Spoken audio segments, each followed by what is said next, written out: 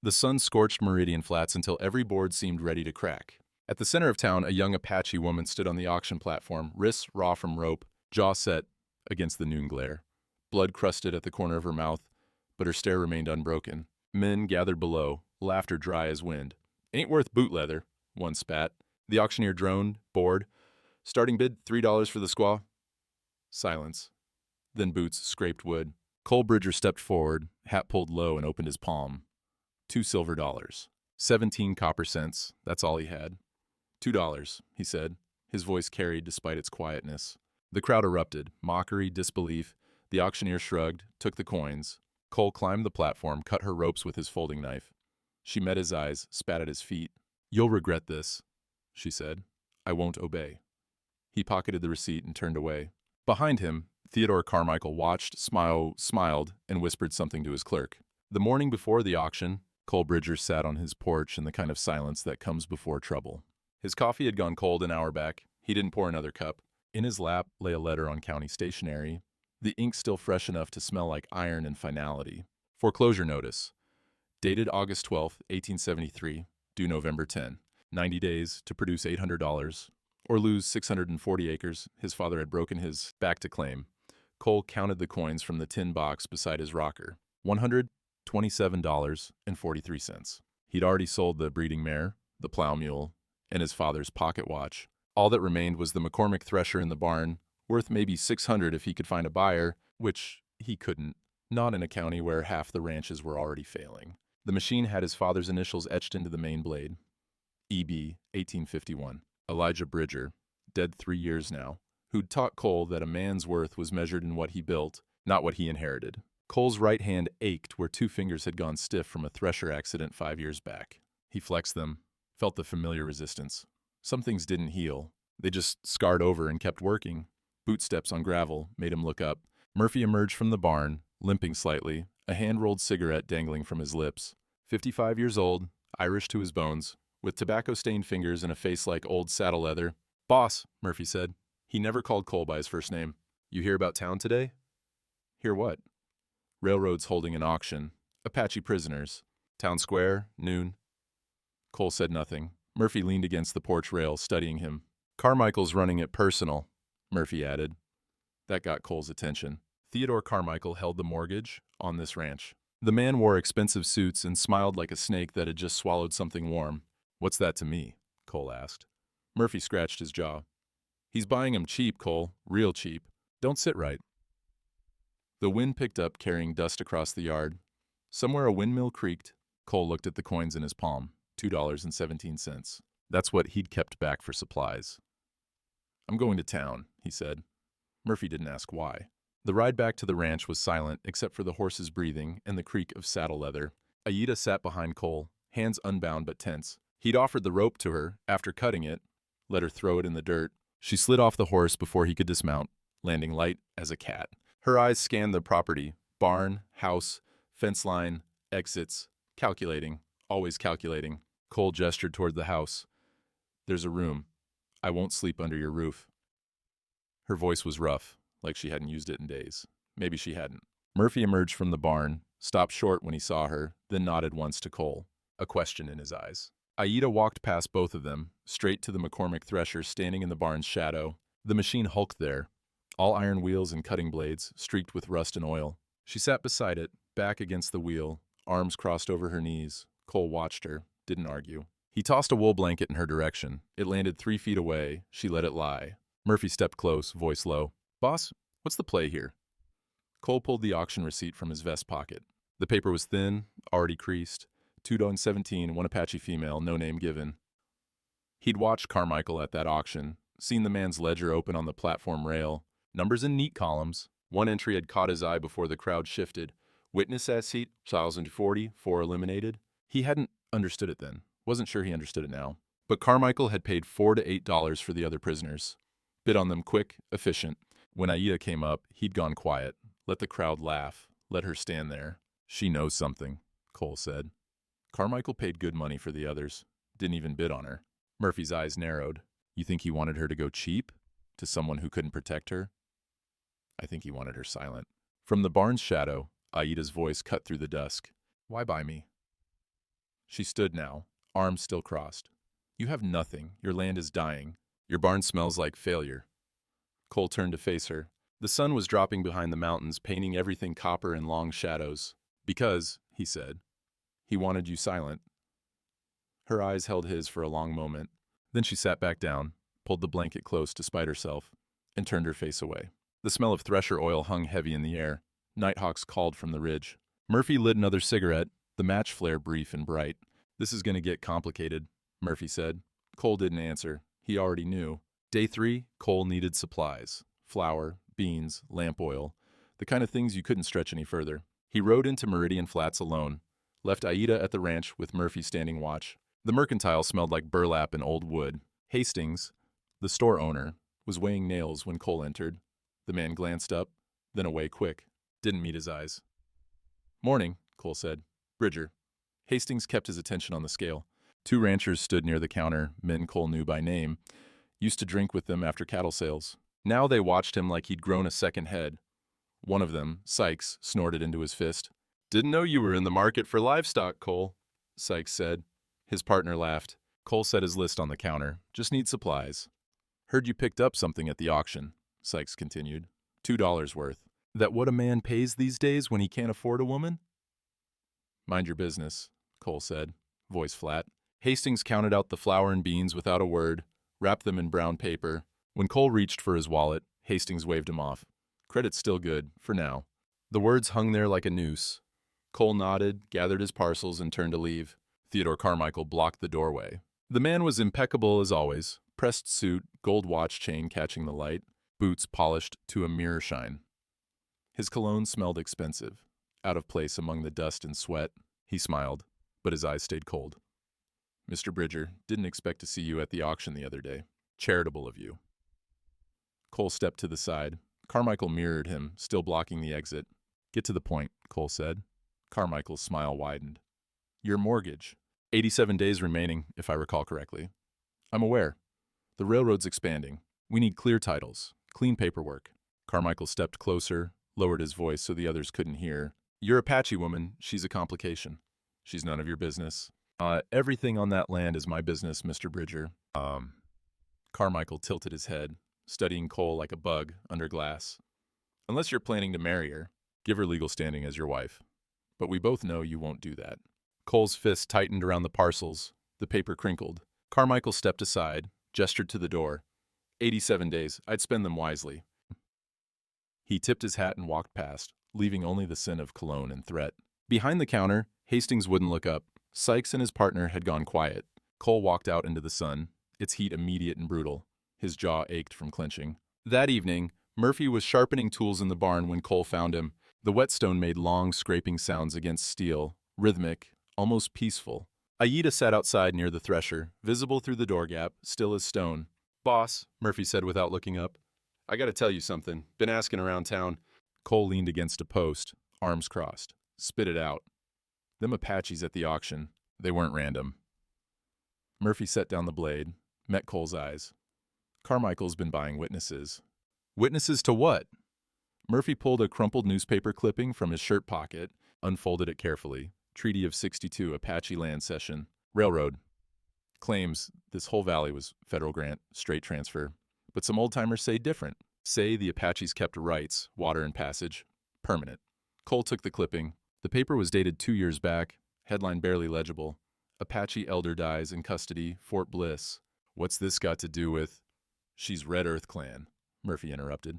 Her father was one of the men who signed that treaty. Word is, he hid testimony before the soldiers took him, something that'd prove the railroad's claim is false. Cole looked at the photograph beneath the headline. An old Apache man, distinctive marks on his wrist and forearm. The same marks he'd seen on Aida when he cut her ropes. Murphy lit a cigarette, hands steady despite the weight of what he was saying. 4 witnesses bought at auctions this year. 3 dead in accidents within a month. Wagon overturned. Drowning in a river crossing. 1 just disappeared. The barn suddenly felt smaller. Cole's throat went dry. She's the last one, Murphy said quietly. Last person alive who might know where her father hid that testimony. And you just told Carmichael you own her. I don't own, in his mind you do. And he's been eliminating problems, real efficient-like. Murphy exhaled smoke, watched it drift toward the rafters. You painted a target on both of you, boss. If that treaty surfaces, Railroad loses half of Arizona. Carmichael loses his job, maybe worse. Cole looked through the door gap at Aita. She'd shifted position slightly, head tilted, listening. How long had she been listening? Boss, Murphy said, voice tight. If Carmichael thinks she knows something, if he thinks you're helping her find it, he won't wait for the foreclosure. He'll just solve the problem. The whetstone lay abandoned on the bench, steel blade beside it still half sharp. The wind outside picked up, carrying the smell of sage and distant rain. Coyotes started their evening song, lonely and insistent.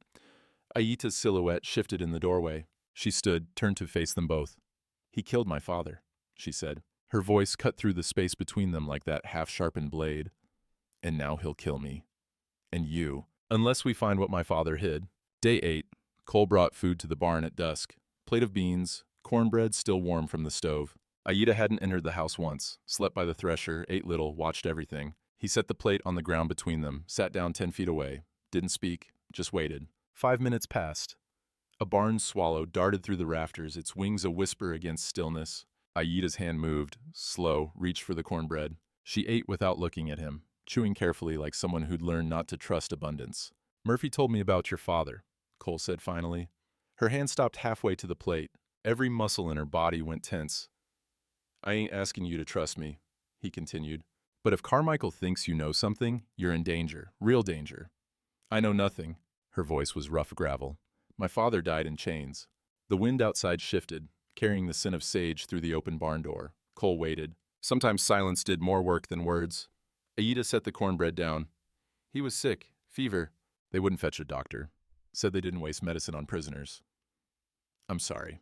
She looked at him then, really looked. Her eyes were hard as flint. Are you? You wear the same boots they did. Cavalry boots. Cole glanced down at his feet. The boots were 10 years old, the leather cracked and re-oiled 100 times. But she was right. They were cavalry issue. He'd kept them after he left, maybe as penance, maybe just because they still fit. I was cavalry once, he said. Long time ago, I left. Why? The question hung between them like smoke. Cole flexed his right hand, felt the stiff fingers protest. Because I got tired of burning what I couldn't steal. The words came out harder than he meant. Aita's shoulders dropped slightly. Just a fraction. Recognition of something shared, maybe. Pain speaking to pain. She was quiet for a long moment.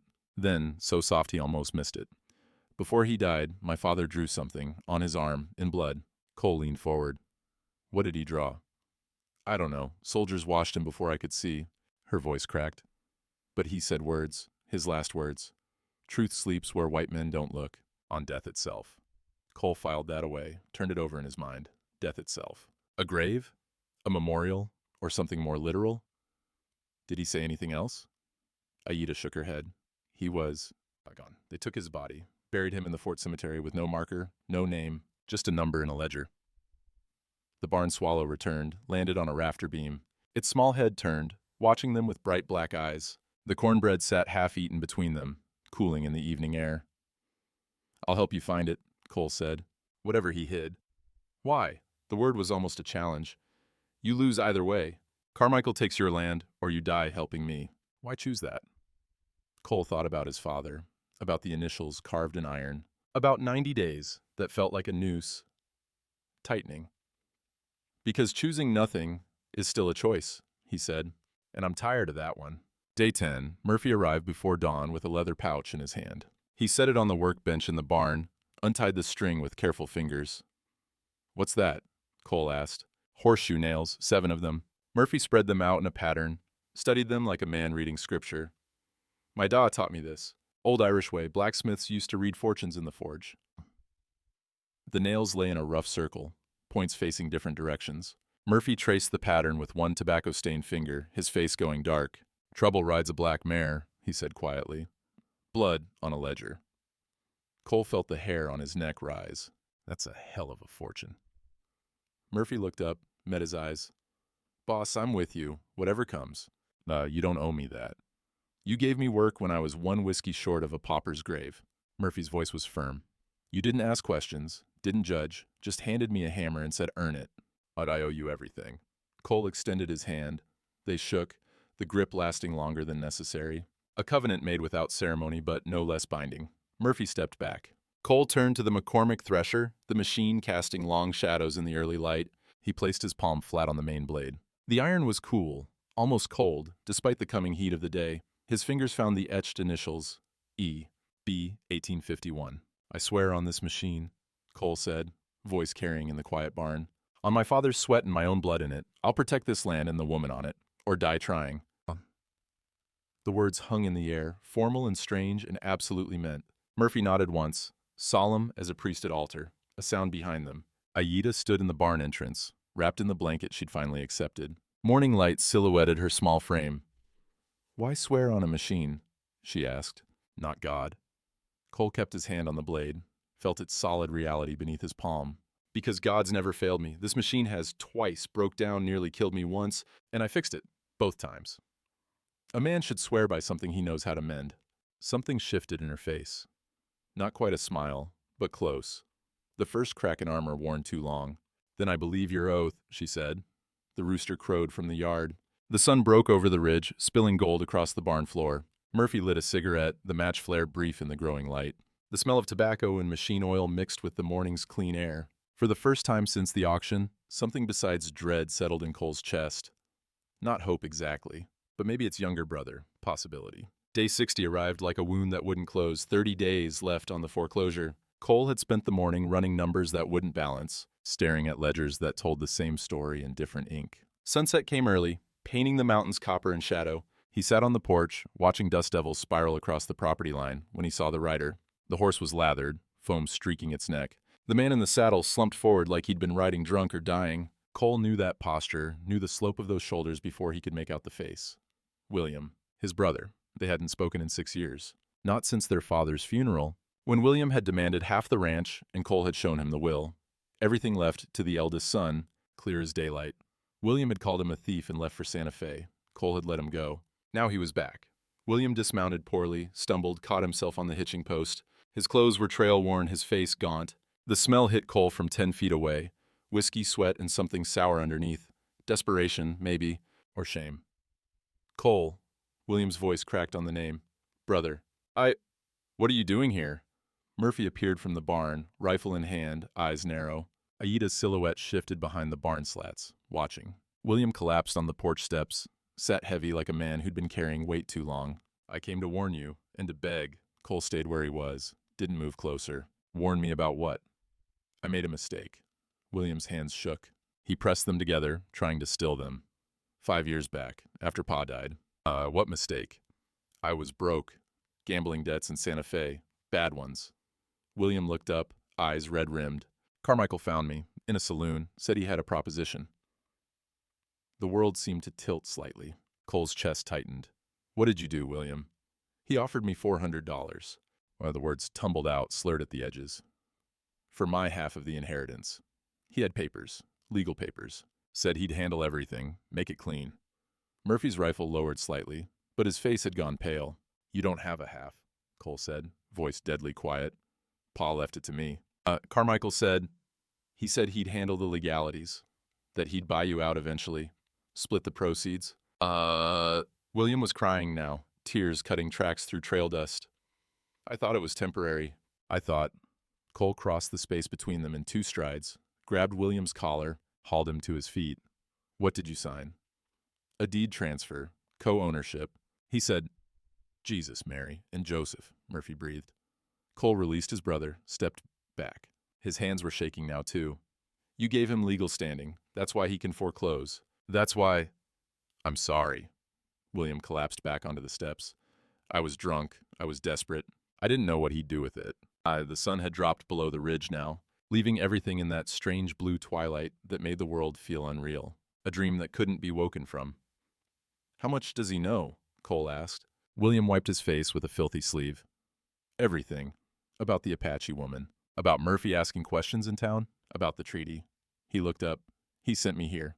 To tell you it's over. That you should walk away before—" He didn't finish.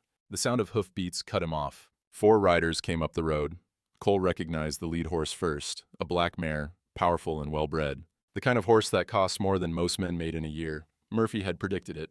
Trouble rides a black mare. Theodore Carmichael dismounted with practiced ease, brushing dust from his coat like he was arriving at a social call. Behind him, Sheriff Denton, a clerk Cole didn't recognize, and one of Carmichael's ranch hands, all armed.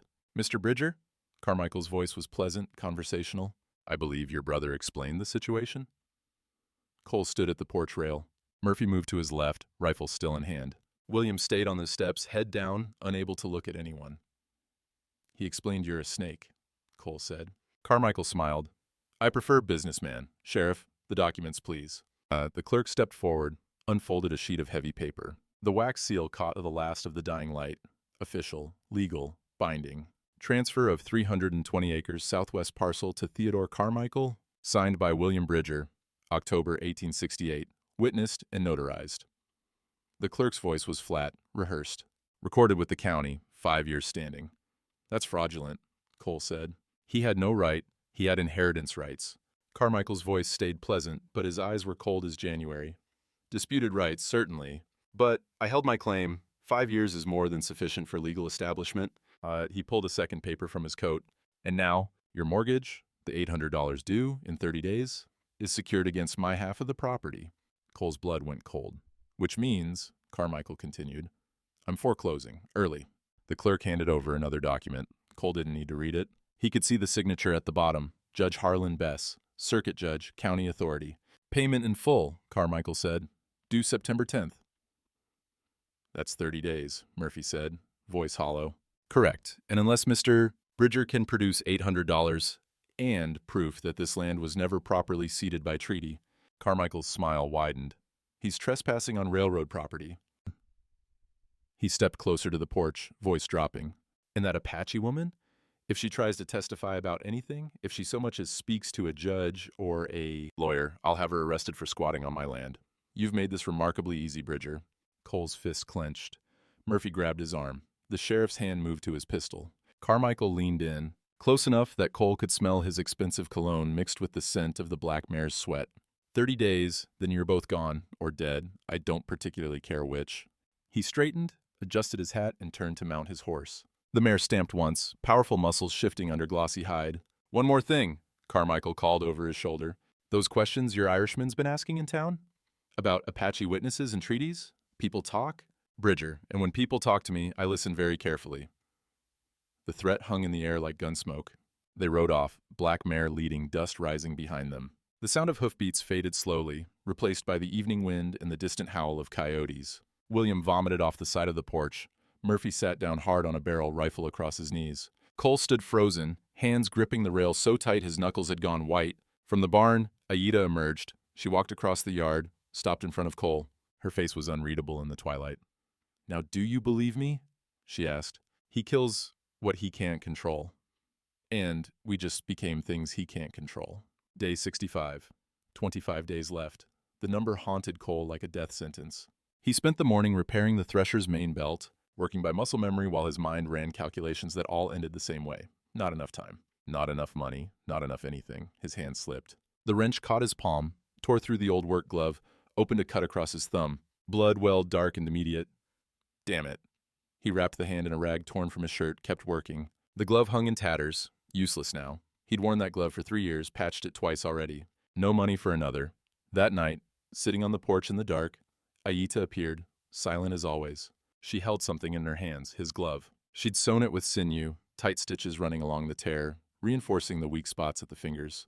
The leather looked almost new, where she'd worked it with some kind of oil that smelled faintly of sage and animal fat. Cole stared. "You didn't have to. You feed me." She sat down beside him, closer than she'd ever been.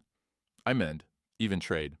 He took the glove, turned it over in his hands. The stitching was precise, professional, better than it had been before. "Where'd you learn this?" "My mother, before the soldiers came." Her voice was matter-of-fact, no emotion in it. She said a woman who can mend is never useless, even to enemies. The word hung between them. Enemies. Is that what they still were? Cole pulled the glove on. It fit perfectly, the sinew tight but flexible. "Thank you." She nodded once, then looked out at the dark expanse of land. The moon was rising, painting everything silver and shadow. Coyotes called from the ridge, their voices lonely and insistent. "We're going to lose," Cole said. He hadn't meant to say it out loud, but the words came anyway. "You know that. I know white men's courts. They always win." "Not always, but..." He flexed his hand, felt the glove's resistance. I don't have proof. No treaty copy, no witness testimony, just your word, and I am nothing to them. The bitterness in her voice cut deeper than any knife. Cole turned to look at her, really look. She was small, maybe 5'3", thin from months of poor rations. But her spine was straight, her jaw set, unbroken despite everything they'd tried to do to her. No, he said, you're not nothing. Then what am I? The question was genuine. She wanted an answer. Cole thought about the auction, about Carmichael's smile, about William's confession, and the 30 days ticking down like a heartbeat slowing toward death. You're the only honest thing in this whole mess, he said finally. You're someone who won't bend, won't break, and that scares the hell out of men like Carmichael. She was quiet for a long moment. Then, you fight for dirt. Why? My people lost dirt we'd walked for 1,000 years. It didn't make us less. I know. Cole looked at his hands, at the gloves she'd mended, at the scars and calluses from 28 years of work. But I ain't ready to walk yet. This land? My father broke his back for it, so did I. If I let Carmichael take it without a fight, what does that make me? Alive, she said simply. Maybe. But what kind of alive? The coyotes called again, closer now. The wind picked up, carrying the scent of sage and distant rain that never quite reached them. Somewhere in the barn, the thresher stood silent, waiting. Aida pulled the blanket tighter around her shoulders. Then we don't walk. We fight. We? She met his eyes. I told you. Even trade. You feed me. I'm men. You protect my father's memory. I protect your land. Something in Cole's chest loosened. Just slightly. Not hope, but maybe the absence of complete despair. Then we fight, he agreed. Day 70, Murphy returned from a 2-day trip to town. His saddlebag was stuffed with papers, his face exhausted but lit with something Cole recognized. Purpose. They met in the barn. Aida came without being asked, stood beside Cole like she belonged there. Maybe she did. Murphy spread papers across the workbench, county ledgers, newspaper clippings, marriage records, death certificates. A map of Arizona territory with markings in pencil. I talked to the old clerk, Murphy said. Hannity, half-blind, hates Carmichael with the passion of a righteous man. He remembers. Remembers what? Cole leaned over the papers. Apache prisoners who died in custody. Fort Bliss, 1871. Army was supposed to file death certificates with the county. Legal requirement. Record of cause, identifying marks, disposition of remains. Aida stepped forward, her breathing shallow. My father? Murphy pulled out a ledger entry, his finger tracking the line. Red Earth Clan elder. Died August 14th, 1871. Cause listed as pneumonic fever. Filed by Army surgeon, name of Talbot. Dr. James Talbot. Her hand went to her throat. The gesture was unconscious, vulnerable. Did the paper say anything else? Her voice was barely a whisper. Murphy met her eyes. Death certificates show marks, scars, identifying features for the record, so families could claim bodies if they wanted, though most never did. Cole felt his pulse quicken. You think her father drew the map on his body, and the surgeon recorded it? I think if a dying man scratches something in his own blood, and a doctor's filling out government forms. Murphy tapped the ledger. He might sketch it. Just to be thorough, cover himself legally. Aida's hand was shaking now. She pressed it flat against the workbench. Where is this paper? Cole asked. County Records Office. 3rd floor, above the mercantile, locked filing cabinet. Carmichael friendly clerk during business hours. But the night watchman? Murphy grinned, gap-toothed and wolfish. The night watchman's got a fondness for Irish whiskey, and I've got 3 bottles left from my da's funeral. Cole looked at Aida. If that certificate exists, if your father really did draw something, then we have proof, she finished. Real proof, not just my word. Murphy pulled out the last item from his bag. A set of lockpicks, old and worn. We go tonight, before Carmichael figures out what we're after. That's breaking and entering, Cole said. Murphy's grin widened. Add it to the list, boss. The barn lantern flickered. Outside, thunder rumbled distant. A storm building somewhere beyond the mountains. The smell of rain rode the wind, mixed with the ever-present scent of machine oil and old hay. Aida touched the ledger entry, her finger tracing her father's name. He said truth sleeps where white men don't look on death itself. On the death certificate, Murphy said, hidden in plain sight, in a white man's filing cabinet. Cole felt it then, not hope exactly, but something sharper, determination crystallized into purpose. Then tonight, he said, we find out what your father died protecting. Day 75. 15 days left. Cole made the mistake of riding into town with Aida beside him. They needed supplies, flour again, beans, lamp oil, basic survival. But the moment they rode down Main Street, Cole felt the shift. Men stopped talking. Women pulled children behind their skirts. Eyes followed them like rifle sights tracking prey. They dismounted outside the mercantile. Before Cole could tie his horse, a crowd gathered, 10, maybe 12 men. Rancher Sykes stood at the front, thumbs hooked in his belt, face flushed with righteous anger or whiskey, probably both. "Bridger," Sykes's voice carried across the street. "Word is, you're harboring a squaw on disputed land." Cole positioned himself between Aida and the crowd. "She's under my protection." "You don't have the right." Sykes spat tobacco juice into the dust. "Carmichael owns half that ranch. That means she's trespassing. We say she's a problem that needs solving." Murmurs of agreement rippled through the crowd. Cole recognized most of these men, had worked alongside some, drank with others. Now they looked at him like he'd grown fangs. "She stays with me," Cole said quietly. Sykes took a step forward, then another. The crowd moved with him, a slow press of bodies and bad intentions. Cole's hand drifted toward his belt. No gun. He'd left it at the ranch. Stupid, arrogant, trusting in civility that no longer existed. Behind him, Aida's breathing changed. Quick, shallow. Her hand moved toward the saddle. Cole knew without looking that she had a knife there. Small blade, maybe 4 inches. Enough to make this bloody. "No," he said, low enough only she could hear them. "They'll kill us both." "Not yet, they won't." Sykes was close enough now that Cole could smell the whiskey on his breath. "Hand her over. We'll take her to the sheriff. Let the law decide where she belongs." "The law's already in Carmichael's pocket," Cole said. "Then maybe the law needs help." Sykes reached for Aida's bridle. A voice cut through the tension like a hymn through silence. "Josiah Sykes." Everyone turned. Mrs. Eleanor Shaw stood on the mercantile steps, arms crossed, face stern as Judgment Day. She was 52, small and solid, with iron gray hair and eyes that had seen 3 husbands into the ground. The preacher's wife. The kind of woman who could silence a saloon with a look. "Ma'am?" Sykes's hand dropped from the bridle. "You take one more step toward that girl," Mrs. Shaw said, voice carrying clear and hard, "and I'll tell your wife about the poker money you've been hiding in the barn. The money she thinks you spent on seed." Sykes went pale. The crowd shuffled, uncertain. Mrs. Shaw descended the steps, each footfall deliberate. The smell of lavender soap preceded her, clean and civilized in the middle of threatened violence. "This woman will stay with me tonight," she announced. "Under the Lord's roof, in my house. And if any man here touches her," she looked at each face in turn, "he answers to God. And to my husband's rifle, which I know how to fire." No one doubted her. She extended her hand to Aida. "Come, child." Aida looked at Cole, a question in her eyes. A test, maybe. "Trust this?" Cole nodded once. Aida dismounted slowly, took Mrs. Shaw's hand. The older woman's grip was firm, proprietary, protective. "My husband will want to speak with you, Mr. Bridger," Mrs. Shaw said, "about Christian charity and the parable of the Good Samaritan. I suggest you attend Sunday service." She led Aida through the crowd, which parted like water around stone. They disappeared into the white clapboard house beside the church. Sykes spat again, but the violence had leaked out of the moment. The crowd dispersed, muttering, unsatisfied but unwilling to cross Mrs. Shaw.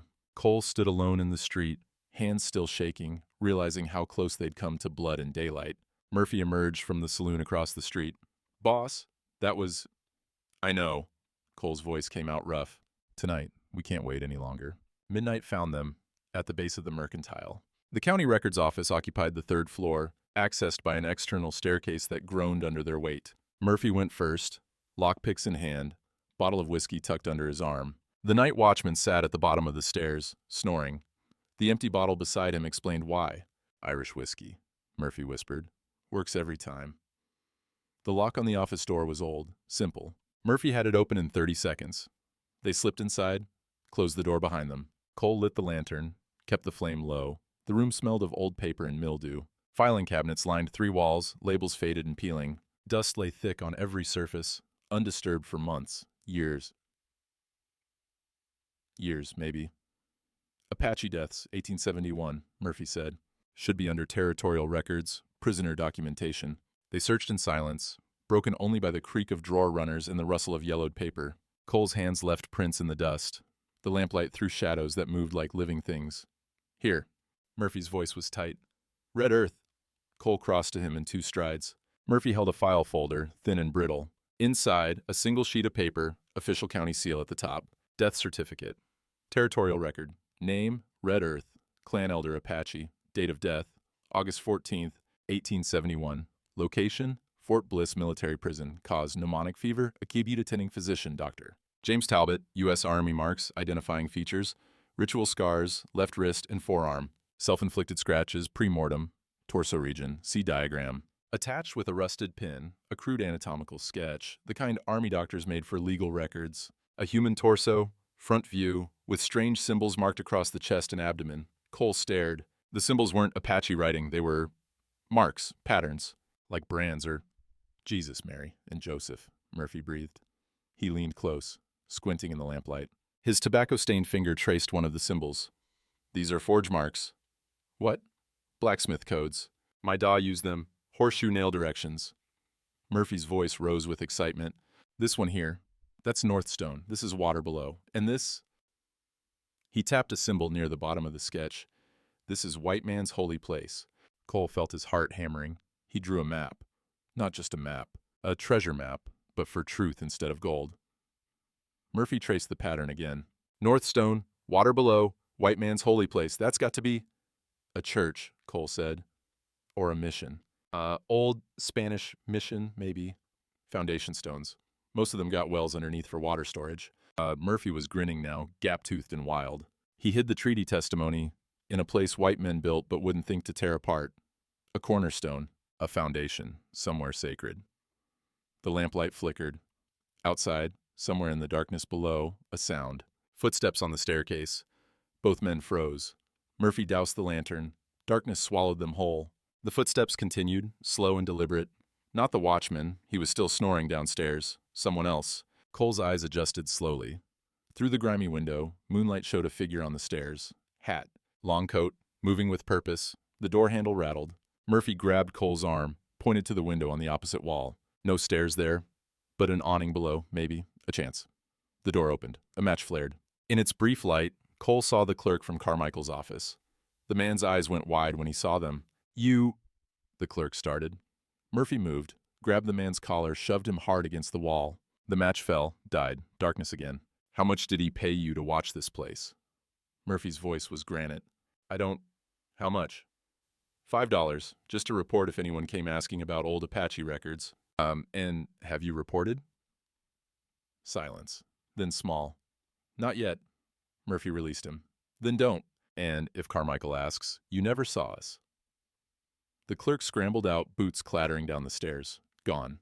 Cole grabbed the death certificate, folded it carefully, tucked it inside his shirt next to his skin. The paper crackled against his chest, fragile and vital as a heartbeat.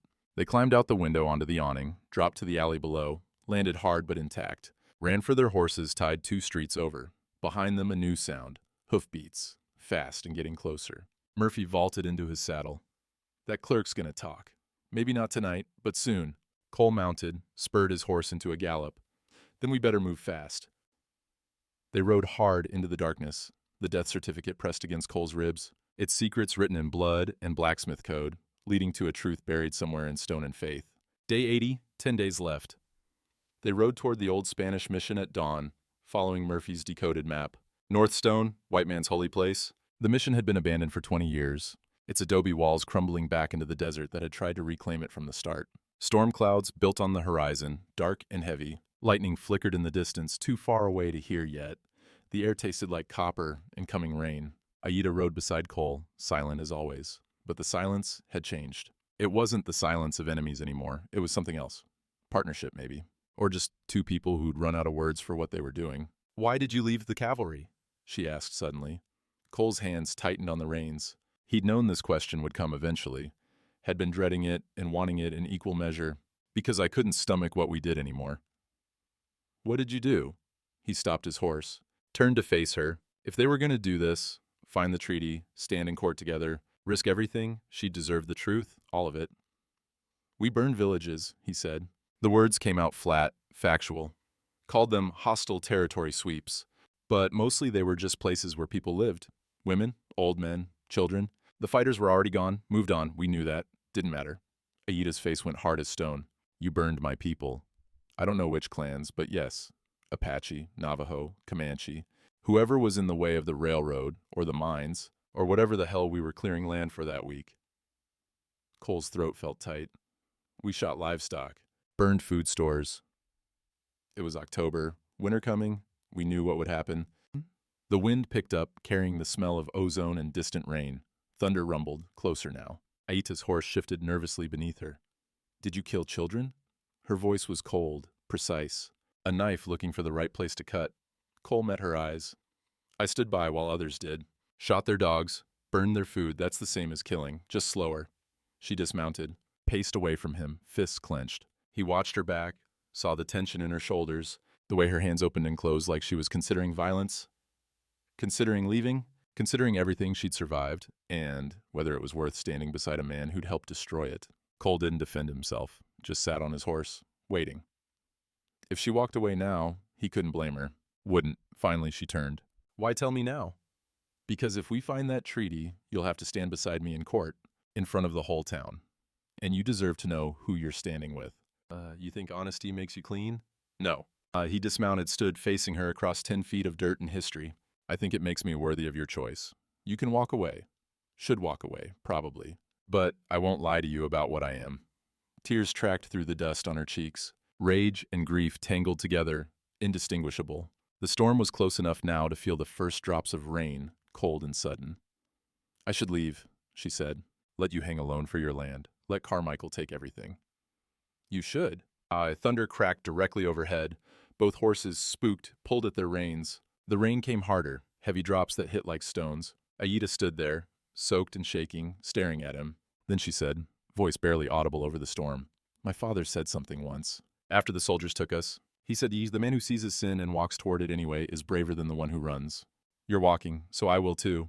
She remounted, didn't look at him, just urged her horse forward toward the mission ruins visible on the ridge ahead. Cole exhaled slowly, a breath he'd been holding for years maybe, then followed her into the rain. The mission rose from the desert like a broken tooth. Adobe walls half collapsed, roof timbers exposed to sky, a bell tower leaning at an angle that defied physics and faith in equal measure. Murphy was already there, tools spread on the ground, studying the foundation stones.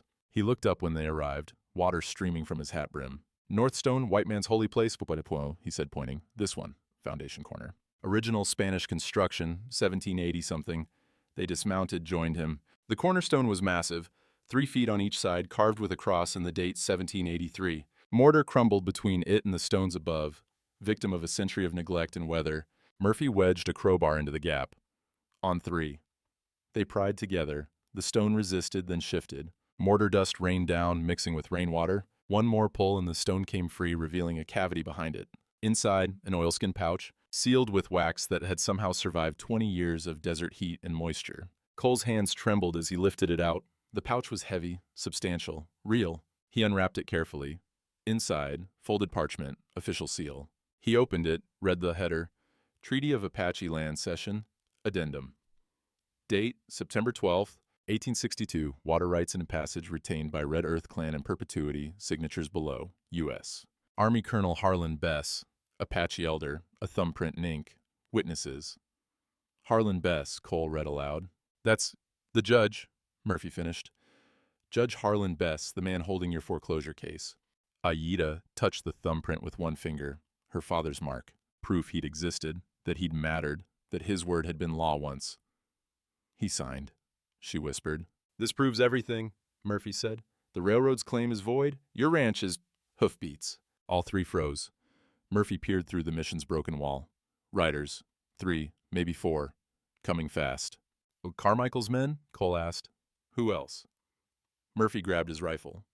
5 minutes. Maybe less. Cole tucked the treaty inside his shirt, next to the death certificate. The parchment crackled against his chest, fragile as butterfly wings and worth more than gold. We ride hard, he said. Don't stop till we hit the ranch. They mounted, spurred horses into a gallop. The storm broke fully now, rain coming in sheets. Behind them, shouts, a gunshot, warning, not aimed, not yet. The treaty pressed against Cole's ribs with every stride, truth and proof and everything they needed. If they could just survive long enough to use it. Day 85, 5 days before the foreclosure deadline. The storm that had been building for days finally broke over Meridian Flats, like the hand of God coming down, hard. Rain fell in sheets, turning streets into rivers. The Rio Grande tributary that ran through town swelled brown and furious, flooding the low ground where the mercantile stood. Cole realized the problem at dawn, staring at the treaty copy in his hands. They had proof. They had the death certificate with the map, but they didn't have the original death certificate from the county files. In court, a copy wouldn't hold. Carmichael's lawyers would claim forgery, fabrication, any lie that served them. They needed the original. And the county records office was flooding. Aida stood beside him on the porch, watching the rain hammer down. "We have to go back. The building's half underwater by now. Then we swim." Murphy emerged from the barn, soaked despite the short distance. "She's right, boss. Without that original certificate, treaty don't mean nothing in Judge Bess's court. Law requires original documentation for land disputes." Cole looked at the flooded valley, at the town barely visible through the rain. Suicide to ride into that. Suicide not to. "Then we go," he said. The town was a nightmare of brown water and debris. Main Street ran ankle-deep, rising with every minute. They left their horses at the stable on high ground, waded toward the mercantile. The records office on the third floor was still dry, but water seeped up through the floorboards, pooling in corners. They had minutes, maybe less, before the whole structure became unstable. Cole found the filing cabinet, yanked it open. His hands shook as he searched. A, B, C, R, red earth. The file was there. He grabbed it, tucked it with the treaty into the oilskin pouch, sealed it tight. Behind him, a crack like a gunshot. A ceiling beam split, sagging under the weight of water-soaked timbers above. "Move!" Aida shouted. Cole turned. The beam dropped, caught him across the shoulders, drove him to his knees. Pain exploded up his spine. He couldn't breathe, couldn't move. The weight was crushing him. Water hit his knees, cold, rising fast. Aida was there, small hands gripping the beam. She levered it up with a strength that shouldn't have been possible from someone her size. Desperation made people strong.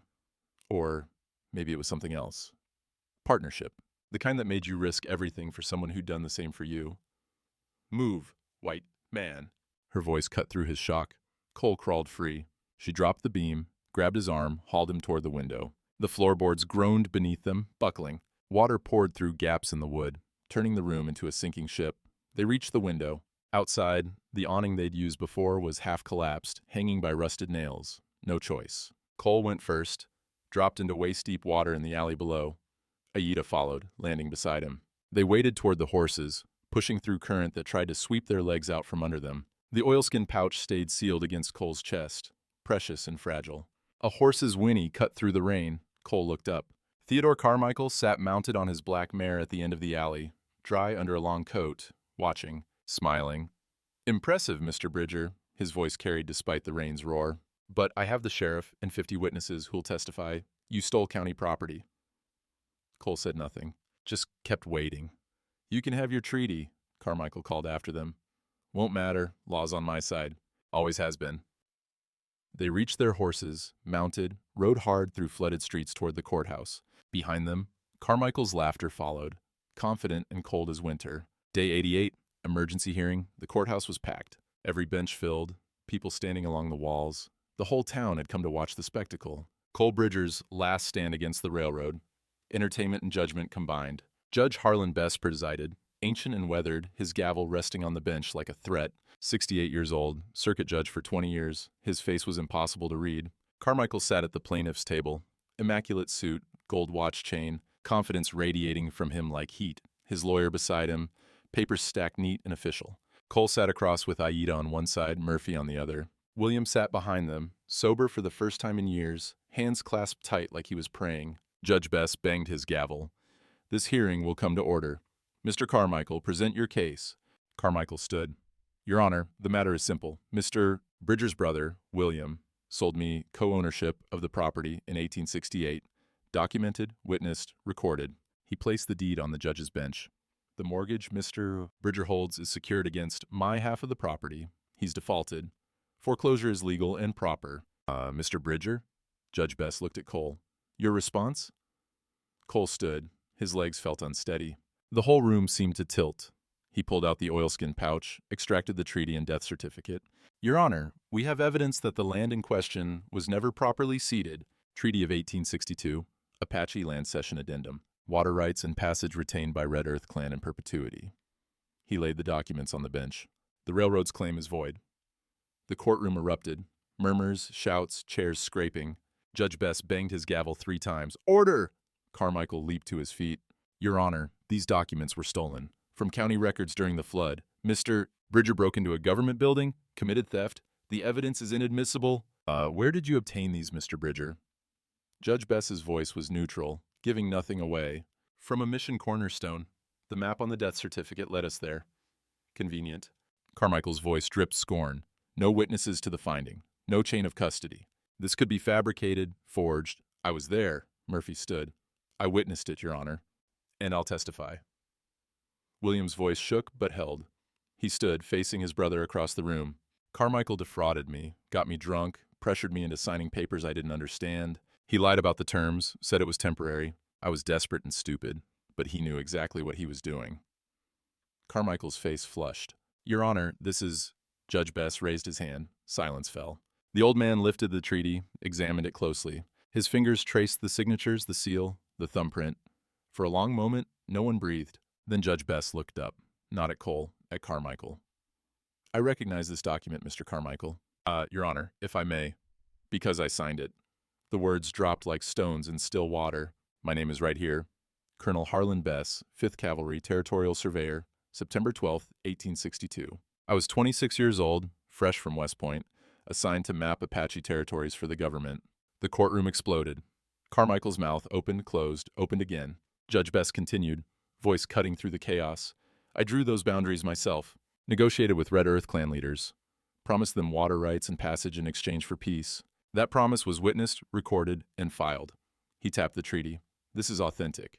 I stake my reputation on it. But, Your Honor, Carmichael's voice was desperate now, the confidence cracking. And as for Mr. Bridger's oath to protect this woman, Judge Bess looked at Cole, at Aida standing beside him. I recognize such oaths as legally binding. She has standing as a protected witness. Her testimony is admissible. He turned to the sheriff. Sheriff Denton, arrest Mr. Carmichael. But on what charge? Carmichael's voice rose to a shout. Judge Bess pulled another paper from the evidence pile. The ledger page Murphy had copied. Witness Act, Tandu 4 eliminated. Fraud, conspiracy. And suspected involvement in the deaths of 4 Apache witnesses. Judge Bess's voice was granite. You kept meticulous records, Mr. Carmichael. That's always been your weakness. You document everything. The sheriff moved forward, handcuffs ready. Carmichael backed away, knocked over his chair. You can't, the railroad will answer to federal authorities. Judge Bess banged his gavel.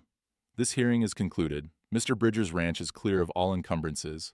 The foreclosure is void. The co-ownership deed is invalidated due to fraud. The gavel fell, final. Handcuffs clicked around Carmichael's wrists. The sound cut through the courtroom's roar. The sheriff let him out. The man who'd owned half of Arizona, now reduced to a prisoner shuffling in chains.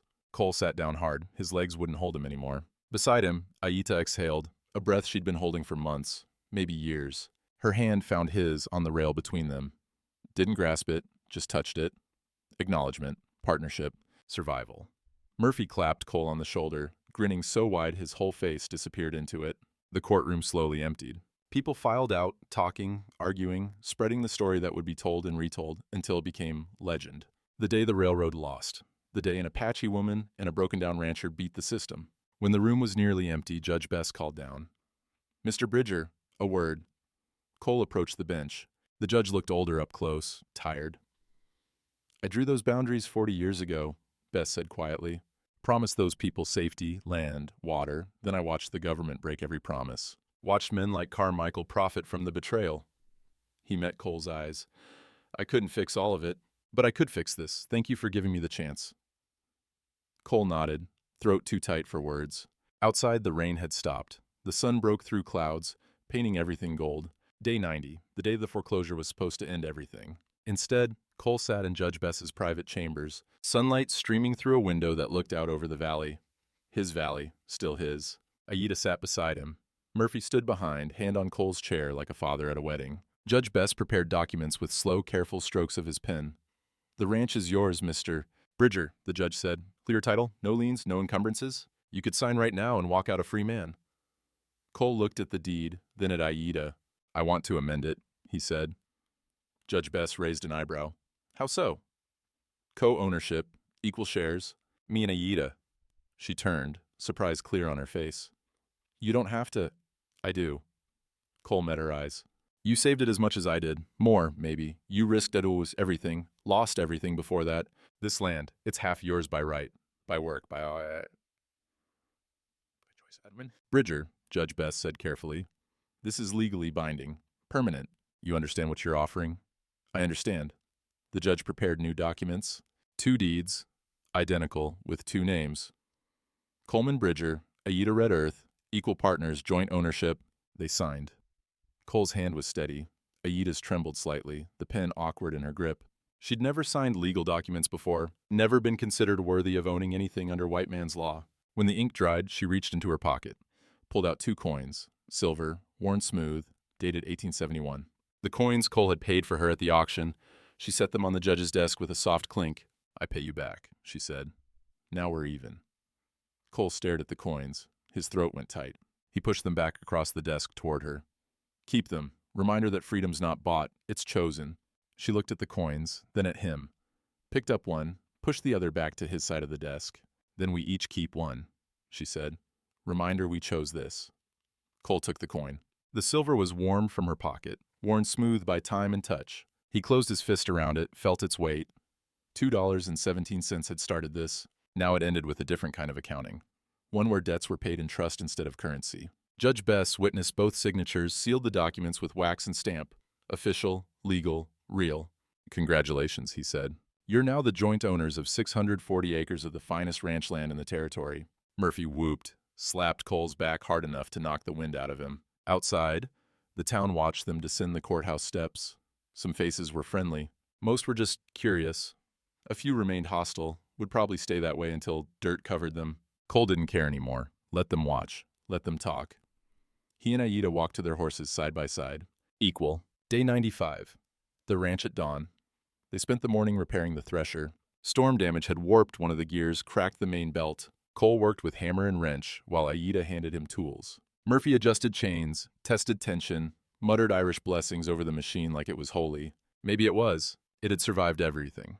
Weather, neglect, Cole's father's death, Cole's near-death, foreclosure, flood, and now it would survive into whatever came next. Try her, Murphy said. Cole engaged the mechanism. The thresher groaned, resisted, then roared to life. Gears meshed, belts spun. The blade turned, ready for harvest that would come in 6 weeks when the wheat ripened. Murphy whooped again. She runs. They stood back, watching the machine operate. Symbol of work and survival and continuity. Cole's father had sworn his first oath on this iron. Now it had witnessed Cole's oath too. Metal and family bound together by promises kept. Aida walked to the edge of the property, looked toward the mountains. The land that had been her people's before the soldiers came, before the treaties, before everything broke and scattered. Cole joined her, didn't speak at first, just stood beside her, watching the sun climb over ridges that held stories neither of them could fully tell. My father would say this is good dirt, she said quietly. Worth fighting for. Would he approve? You partnering with a white man? She considered the question seriously. He'd say judge a man by his scars, not his skin. You've got honest scars. The sun climbed higher, orange becoming gold, painting the valley in colors that made it look new despite its age.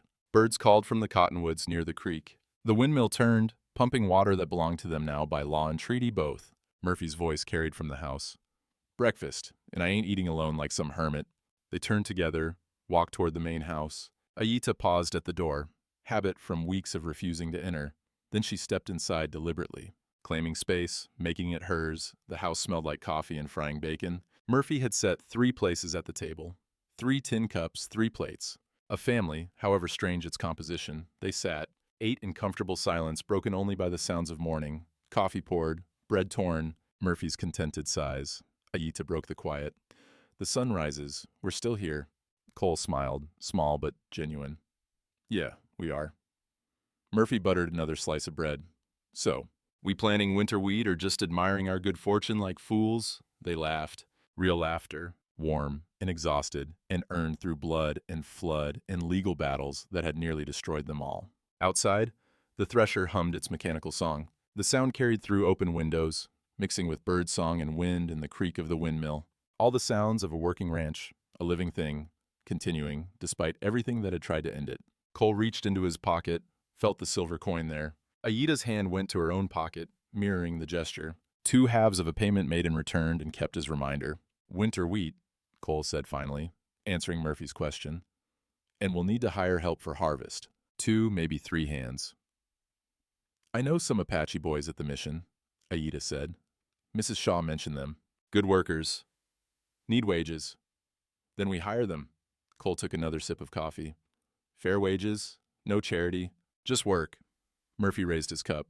To honest work and honest partners. They clinked tin against tin. The sound rang clear in the morning air. Through the window, the mountains stood eternal and indifferent. The land spread vast and difficult in theirs. The sun climbed higher, promising heat and work and all the ordinary struggles of survival. But for now, in this moment, with coffee still warm and bread still fresh, and 3 people sitting at a table they'd fought to keep, there was peace. Hard-won, fragile, real, the kind worth defending.